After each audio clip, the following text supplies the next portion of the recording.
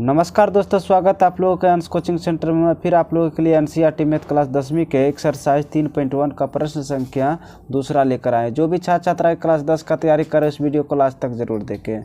चलिए सवाल को सॉल्व करते हैं। सवाल कहता है कि क्रिकेट टीम के एक कोच ने ₹3900 में 3 बल्ले तथा 6 गेंद खरीदे।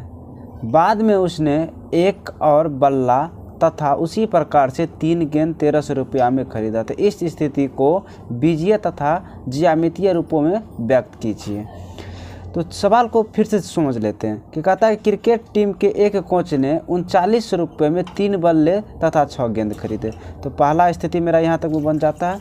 फिर दूसरा स्थिति कहता है कि बाद में उसने एक और बल्ला तथा उसी प्रकार से 3 गेंद कितना में खरीदा, तो ₹1300 में खरीदा। दूसरा स्थिति को हमको यहाँ तक बन जाता। तो चलिए हम मान लेंगे कि एक गेंद का मूल्य X रुपया है तथा एक गेंद का मूल्य Y रुपया है। इसी बात को हम लिखते हैं। चलिए प्रश्न अनुसार मानते हैं। चलिए तो हमने मान लिया कि एक बल्ले का मूल्य X रुपया है तथा एक गेंद का मूल्य Y रुपया है। तो कहता है कि एक क्रिकेट की टीम ने कितना बल्ले खरीदा, तो 3 बल्ले खरीदा। तो एक बल्ले का मूल्य X टका, तो 3 बल्ले का कितना हो जाएगा 3X, और एक गेंद का मूल्य कितना Y टका, तो 6 गेंद खरीदा तो कितना हो जाएगा 6Y। चलिए इसी बात को हम लिखते हैं। अब चलते हैं प्रश्न अनुसार। तो प्रश्नानुसार चलते हैं। तो एक गेंद का मूल्य कितना X टका, तो कितने बल्ले, एक बल्ले का मूल्य कितना X रुपये, तो कितने बल्ले लिए 3 बल्ले। तो 3 बल्ले का मूल्य कितना हो जाएगा 3X, और एक गेंद का मूल्य कितना है Y रुपया, तो कितने गेंद लिया है 6 गेंद। तो 6 गेंद ये दोनों से मिला के इसको कितना रुपया देना पड़ता है, तो ₹3900 इसको देना पड़ता है। चलिए इस समीकरण को हम क्या करते हैं, पूरे समीकरण में हम 3 से भाग दे देते हैं। 3 से भाग देने पर क्या लिखते हैं, 3 से भाग दे देंगे इसमें भी, 3 से भाग दे देंगे इसमें, और 3 से भाग दे देंगे इसमें भी। तो फाइनल आ जाएगा यहाँ पे X, ये 3 से 3 कटा, ये 3 दूनी 6 और 13 तिया 39। तो लिख सकता हूँ X प्लस 2Y बराबर क्या लिख सकता हूँ 1300। अब इस X का क्या करते हैं, पक्षांतर कर लेते हैं। 61 प्लस में तो 61 किस में जाएगा, माइनस में। तो 2Y बराबर लिख सकता हूँ 1300, माइनस क्या लिख सकता हूँ X। तो Y बराबर लिख सकता हूँ 1300 और माइनस X। इस साइड ये गुना वाली जो गुना में जो है ये किस में आ जाएगी, भाग में। इसको इक्वेशन क्या मान लेंगे, फर्स्ट।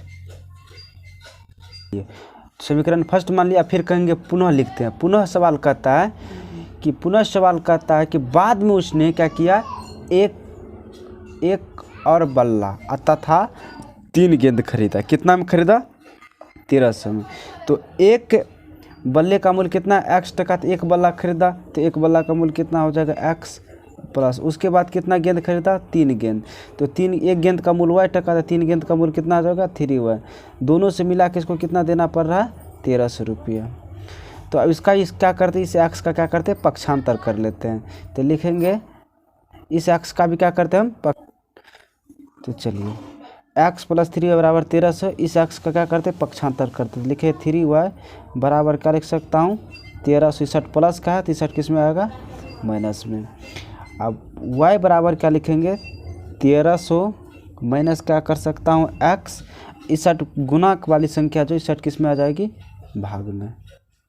इसको समीकरण क्या मान लेंगे 2।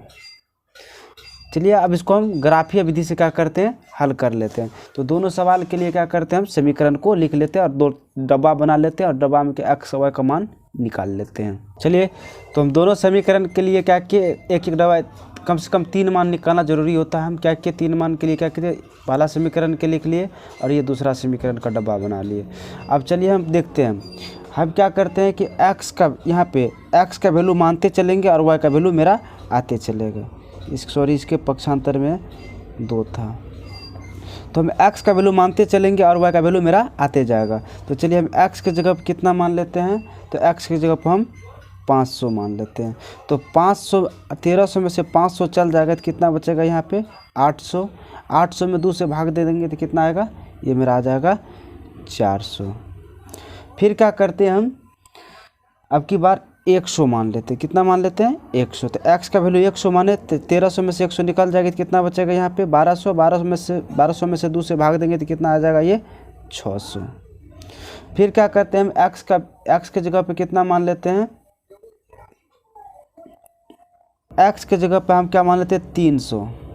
300 मानेंगे तो 300 निकलेगा इसमें से, तो कितना बचेगा? 1000। 1000 में 2 से भाग देंगे तो कितना आ जाएगा? 500। तो मेरा पहला डब्बा क्या हो गया? तैयार हो गया। उसी प्रकार से हम क्या करते हैं? दूसरा डब्बा को भी हम मान लेते हैं। चलिए, तो अब की बार क्या करते हैं? x की जगह पे कितना मानते हैं? 100। x की जगह पे 100 मानेंगे तो यहाँ कितना बचेगा? 1300 में से 100 चल जाएगा तो कितना बचेगा? 1200। 1200 में से 3 से भाग देंगे तो 4 या 1200, कितना आ जाएगा? 400। फिर क्या करते हैं? x की जगह पर क्या मान लेते हैं? 700। जैसे x की जगह पर 700 मानेंगे तो 700 निकलेगा तो यहाँ कितना बचेगा? तो जैसे 700 मानेंगे तो यहाँ बचेगा 600। 600 में से 3 से भाग देंगे तो कितना आ जाएगा? ये 200। तो y का वैल्यू कितना आ गया? 200। अब की बार क्या करते हैं? x की जगह पे हम 400 मान लेते हैं। जैसे 400 मानेंगे तो 400 निकलेगा तो कितना बचेगा यहाँ पे? 900। 900 में क्या करेंगे? 3 से भाग देंगे तो कितना आएगा? तो ये आएगा 300। तो इस प्रकार मेरा दोनों डब्बा क्या हो गया? तैयार हो गया। चलिए अब इसको हम ग्राफ पे बिठाते हैं। तो चलिए, इसमें अधिकतम कितना मान है x का?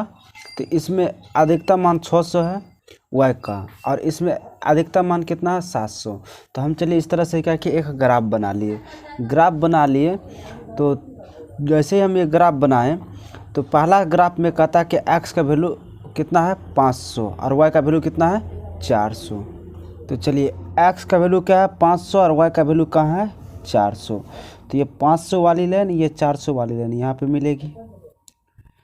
तो हम इसको यहाँ पे ड्रॉ कर लिए। तो हम इसको लिख सकता हूँ कि x का वैल्यू कितना आया है? 500 और y का वैल्यू कितना है? 400 वाली लाइन है। दूसरा क्या कहता है कि x का वैल्यू 100 और y का वैल्यू 600। तो ये 100 से चलती है और कहाँ पे मिलती है? 600 पे, यहाँ पे। तो x का वैल्यू 100 है और y का वैल्यू 600 है। दूसरा क्या कहता है कि x का वैल्यू क्या है? 300। तो चलिए, x का वैल्यू 300 और y का वैल्यू कितना आ रहा है? 500। तो x का वैल्यू 300 से चलेंगे और y का वैल्यू 500 पे यहाँ पे आ रही है। तो हम इसको लिखेंगे x का वैल्यू 300 है और y का वैल्यू क्या है?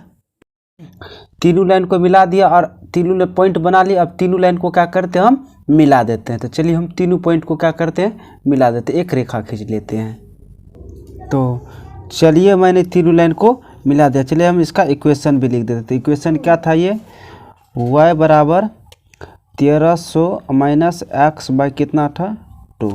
चलिए दूसरा को भी देख लेते हैं। तो चलिए, दूसरा कहता है कि x बराबर कितना है? 100। चलिए, और y का वैल्यू कितना आ रहा है? 400। तो 100 से जाने पर ये क्या मिल रहा है? यहाँ पे 400 पे। तो x का वैल्यू कितना हो गया? 100 और y का वैल्यू कितना आ रहा है? 400। इसी प्रकार से x का वैल्यू कितना आ रहा है? 700 और y का वैल्यू कितना आ रहा है? 200। तो 700 और 200 का वाली लाइन ये है, ये यहाँ पे मिलेगी। अगला क्या कहता है कि x का वैल्यू कितना लिए हम? 400 और y का वैल्यू कितना आ रहा है? 300 पे, ये यहाँ पे आ रही है, इस लाइन पे आ रही है। तो हम इसको भी लिख सकते हैं। तो चलिए इसका भी लिख देते हैं। x का वैल्यू कितना है? 700 और y का वैल्यू कितना है? 200। अगला क्या है कि x का वैल्यू कितना है? 400 और y का वैल्यू कितना है? 300। अब इस तीनों पॉइंट को क्या करते हैं? हम मिला देते हैं। इस प्रकार से हम इस लाइन को भी क्या किए? मिला दिए। चलिए हम इसका भी इक्वेशन लिख देते हैं यहाँ पे। तो ये कौन सी इक्वेशन की थी? तो y बराबर 1300 माइनस x बाई कितना था? 3। इसका भी इक्वेशन। इस प्रकार से क्या हुआ? मेरा ग्राफ भी क्या हुआ? तैयार हो गया। अगर आपको यह वीडियो अच्छा लगा होगा तो एक लाइक ज़रूर कीजिएगा। मेरे वीडियो को लास्ट तक देखने के लिए धन्यवाद।